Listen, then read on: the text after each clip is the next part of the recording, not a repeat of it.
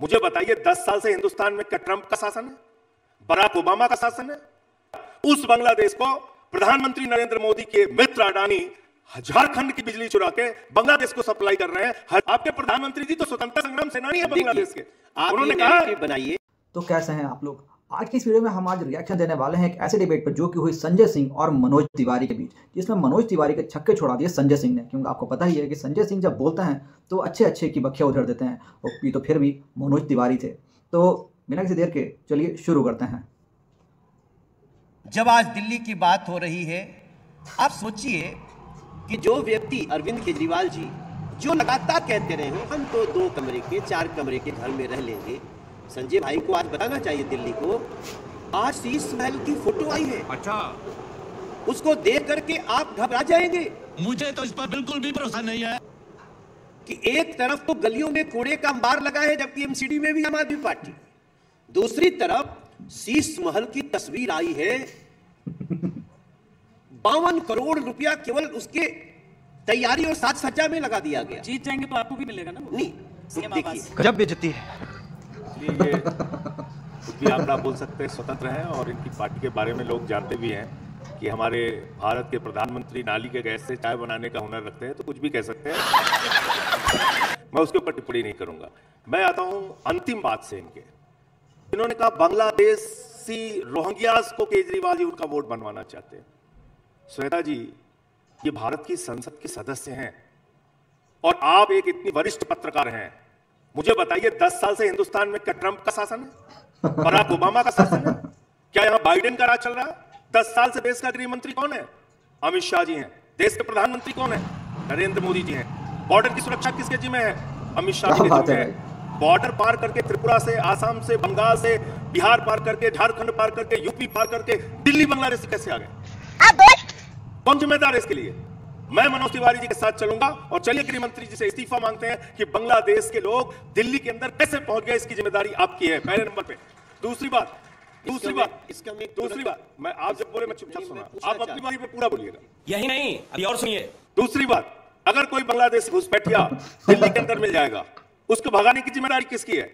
S Jaishankar जी की है, विदेश मंत्रालय की है, अमित शाह जी की है, नरेंद्र मोदी जी की है? एक भी क्या बांग्लादेशी घुसपैठिया हो या नाइजीरिया का नागरिक हो, जर्मनी का नागरिक हो, उसको डिपोर्ट केजरीवाल जी करेंगे? और क्या किया आपने? आपके अर्बन डेवलपमेंट मिनिस्टर का ट्वीट है हरदीप पुरी जी का 2022 में, उन्होंने कहा रोहिंग्यास को हम बक्करवाला ईडब्ल्यूएस कॉलोनी में बसाएंगे, ये हमारी जिम्मेदारी है, यूएन की पॉलिसी है। इसका ट्वीट है। तुम्हें शर्म है? कुछ शर्म आया है? और इन सबसे बढ़ के मैं तो कहता हूं मनोज तिवारी जी को, ये सांसद हैं, मैं भी सांसद हूं, चलिए कल धरना देते हैं हम लोग।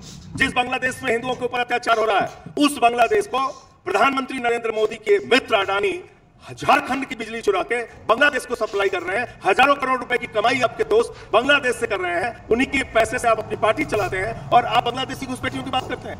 ये बिक गई है गवर्नमेंट, अब गवर्नमेंट में कुछ नहीं है। 50 साल जब पूरा हुआ था बांग्लादेश की आजादी का, केजरीवाल जी को बुलाया था शेख हसीना ने?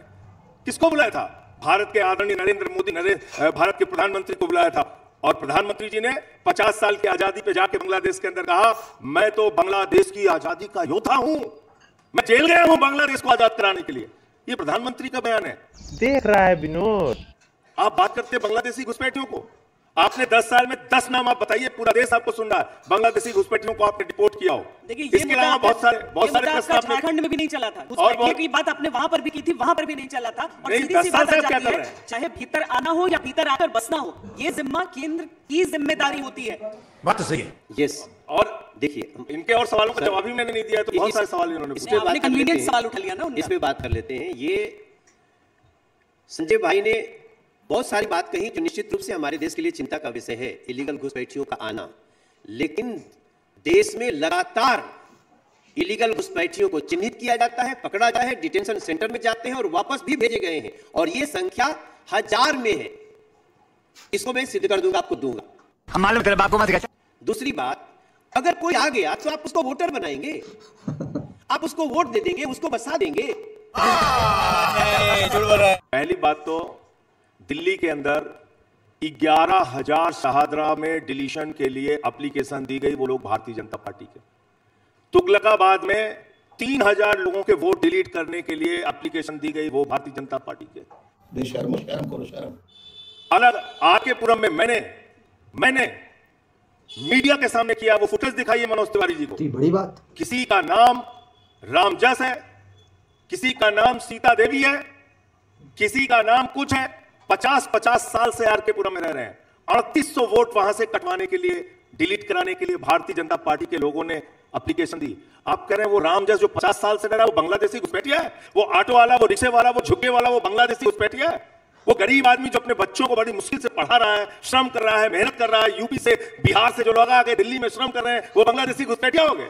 तुम चुल्लू पर पानी में जाके डूब के आ जाओ, क्योंकि वो आम आदमी पार्टी को वोट करते हैं। मैं अपनी बात पूरी कर लूं, ये रॉन्ग जानकारी मैं अपनी बात अरविंद केजरीवाल जी आप अपनी बात रख दीजिएगा कि आखिर क्यों आर के पुरम के 3800 लोगों के वोट कटवाए गए। वहां के वोटर्स को अपने वोटर आईडी कार्ड के साथ, आधार कार्ड के साथ मैंने मीडिया के सामने रखा और वो सारे के सारे हिंदू थे।